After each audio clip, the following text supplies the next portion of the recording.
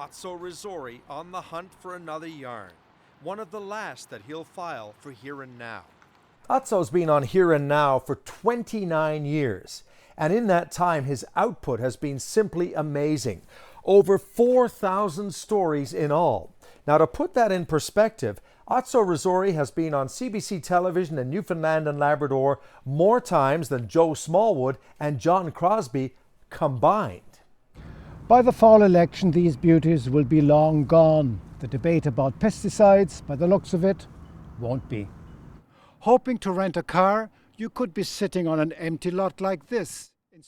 4,000 stories, from short news pieces to long-form documentaries, full of color, imagination, and Azzo's beautiful turn of phrase.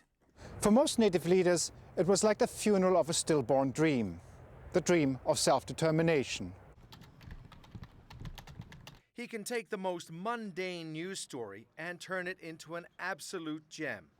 Azzo calls it his Rumpelstiltskin Act, spinning straw into gold.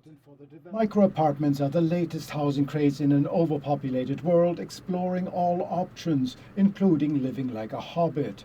In a business full of pretenders and imitators, Azzo is a true original. It's about much more than the accent. It has to do with his curiosity, his interest in people and places, and his sharp wit. Clark is left to wonder why the rats seem to be particularly drawn to her tidy and so lovingly landscaped property. I tried, but these rats apparently don't appreciate a good tune. Azzo has done stories on roller skates,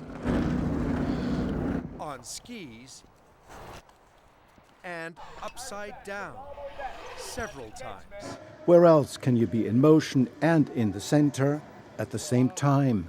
And so, after more than 4,000 stories, the clock ticks down. The last couple of shoots. More that are planned that are now on hold. The last couple of interviews. Anyway, I'm honored to be one of your last interviewees. It's always a pleasure. Thanks so much.